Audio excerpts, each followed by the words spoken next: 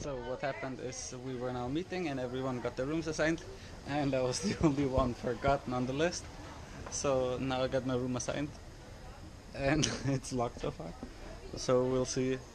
Maybe I stay there alone, we'll see.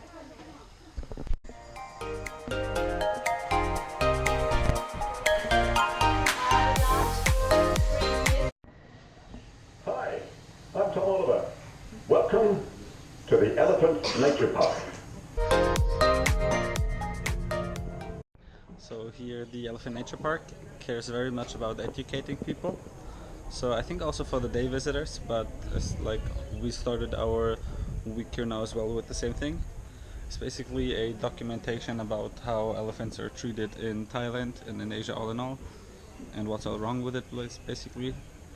And then they show like a video about the Elephant Nature Park, like a short documentary, what they do, why they do it, and basically an introduction to the week to have a background clarification on what their purpose is and why they do what they do.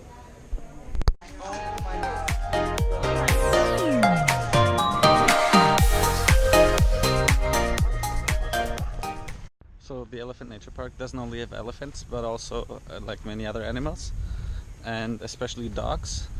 They have like something between 400 and 500 dogs there.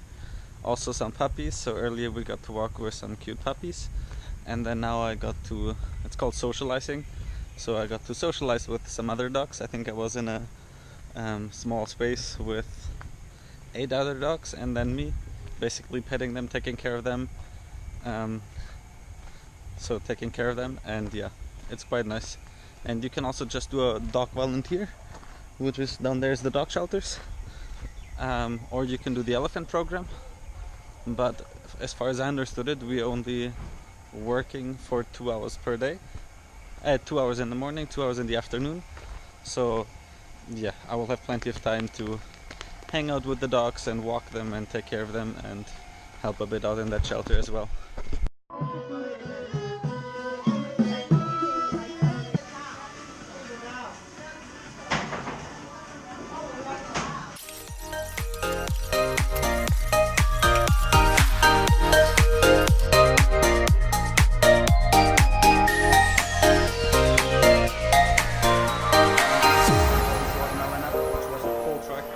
All the way to the top.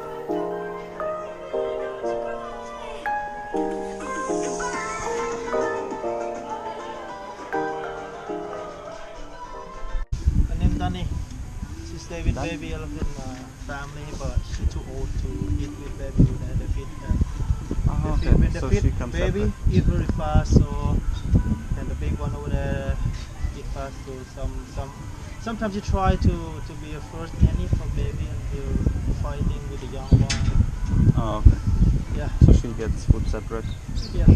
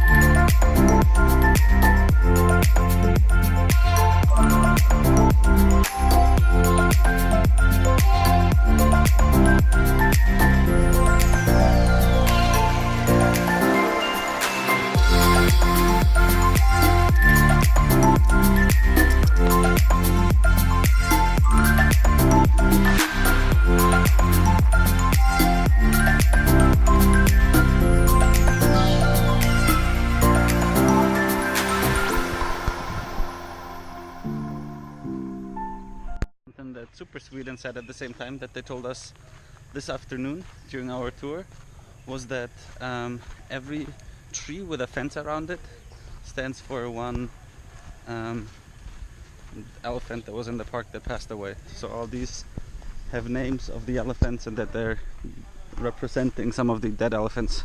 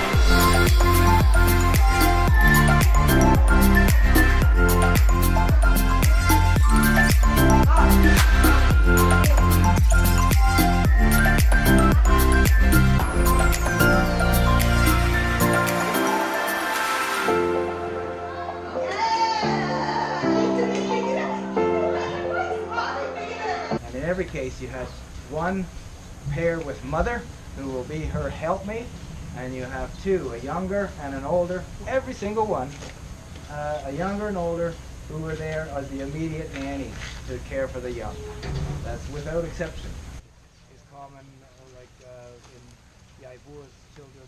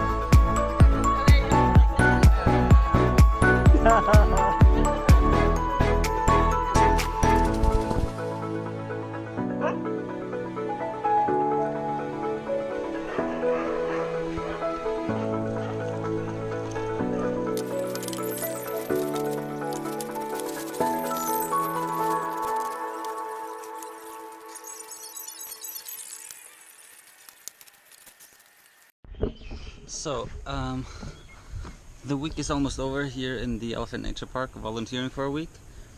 And basically, so how it works is you're split in a few groups, and there's the 5 guides that are always taking care of you and telling you exactly what to do. And each morning, after breakfast, you all have a meetup point, and then you talk, like they tell you which group is responsible for what on that day. And the things are like shoveling poop, like cleaning up the poop, cleaning up the food tanks, preparing food, washing it, putting it in the shelves from the trucks, and feeding the elephants is connected to the food. Then every group had an elephant walk, meaning you walk around the park and they tell you about all the elephants' life, and you can ask questions of how they got there and what their names are and whatsoever, so they all know a lot about the elephants that are within walking distance. So the whole program is very much focused also on education, and I knew a lot about elephant tourism and what elephants have to go through already before. So for me it was not that shocking, but especially for people that don't know as much about it, it's very, very good because they show documentaries and explain a lot of things and tell you a lot of stories. So basically, because many people think like elephant back riding is okay or is fine for the elephant because humans are not that heavy and elephants are so strong and so heavy. But in the end, any kind of elephant tourism, whether you ride on them, or where they do paintings, or where they like play soccer or do some shows. Basically, there's a thing called the crush, also called pajan, that the elephants have to go through to be able to train, to learn such tricks and things like that. So what the training consists of is that at a very young age, little elephants get taken away from the family, and they get put into like a very narrow space, get tied up, and basically they let them starve for many days, punch them, make them very bloody, make them work really hard, and they can barely move. So the pajan is there to take the will of life from the elephants, and once the pajan is over, once they don't have any will to do anything what they want, but they are so afraid and so full of fear from all the damage that was done to them, only then they will listen and you can ride them and you can go to shows and whatsoever. So yeah, it's true, maybe the weight of you on a body of an elephant might not be that much, but what an elephant has to go through to be able to ride on him and to listen that well, that's the part that most people do not know, and that is important, that you research and learn about it before you do things like that. And so this is the main point of the Elephant Nature Park, or I think this is the only thing that is called Elephant Nature Park, but they have plenty of projects in many other countries and places. So this is, let's say, the most touristic one, where you can also feed the elephants and therefore kind of interact with them. But they have a few others up in the mountains where the elephants just walk by themselves and you cannot see them. Or Journey to Freedom is another one, that's how it's called, where it's also in the mountains, but you can actually see them and you walk around with the elephants. So basically the kind of elephants that are here, most of them are from the logging industry, or from riding them, or from landmine damage. So logging is something that was done here back in the days with elephants. So elephants would drag behind them very, very, very heavy pieces of wood that they could not carry, and often they roll down the hill and then hit them in the leg, or they're just too heavy to carry them and then the rope slips or whatsoever, or they overwork themselves. So yeah, many of the elephants here are disabled. Some of them are blind, some of them have a very damaged foot, so they can barely walk.